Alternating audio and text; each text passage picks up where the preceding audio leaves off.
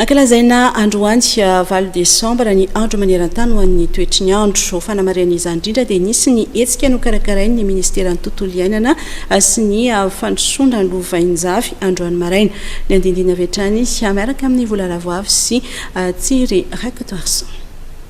Efa iainan'izao tontolo izao ny fiovaovan'ny toetr'andro miseho amin'ny alalan'ny loza ara-boajanahary samihafa toy ny fiakaran'ny maripana, ny tondra-drano, ny haitandry. Madagasikara izay voasokajy amin'ny firenena marefo amin'ny fiovaovan'ny toetr'andro rehefa manomboka mijery vahaolana lavitrezaka toy ny fampihenana ny fampiasana ny arina izay tena mandripaka ny ala eto amintsika.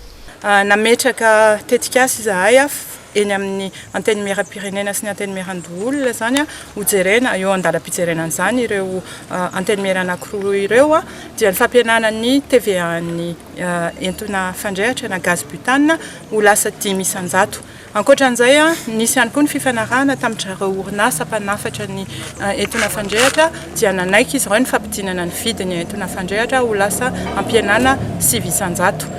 Tsy ampy anefa izay ho anay atao ministère ny tontolo iainana satria isika raha tena te hampihenan'io 450 000 tonnes par an de consommation de charbon zany hoe 10,4 tonnes isan-taona ny charbon hoanintsika ampiasaintsika malagasy ary 7 isan-jato ny malagasy dia mbola mampiasa an'izany avokoa. Ny fampihenanan'io dia tsy ampy amin'ny resaka fampihenana ny vidin'ny gaz fotsiny ihany fa mila omena n'ilay fatana gaz zany fatana fandrehatra ny ankamaroan'ireo tokantrano izay marefo dia tany ihany koa nanaiky zany ry zareo comité du gaz butane eto Madagasikara fa ampihena 20 isan-jato ny vidin'izany fatana gaz zany. Raha tokony 100 milliards 105 milliards ny vidiny dia ampidirina ho lasa 20 milliards mba ahafahantsika tena miditra amin'ilay démocratisation an'ny fampiasana ny gaz butane. Anisan'ny vahaolana anankiray lavitrezaka araka ny teneniko teo izay ny tanjosika dia mampihena an'io fampiasana charbon goavana be io ary mampiakatra ny fampiasana angovo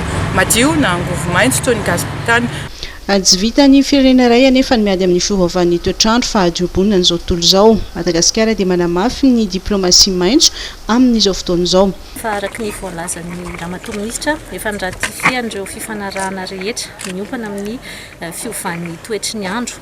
Ny accord de Paris moa zany no fifanarahana farany ary io ny hanomboka hiatra manomboka amin'ny taona 2024 satria ny protocole de Kyoto zany dia efa hifarana amin'ity taona ity ka ny accord de Paris amin'izay zany no hife ny gouvernance ny resaka ady amin'ny fiovan'ny toetr'andro manerana n'izao tontolo izao.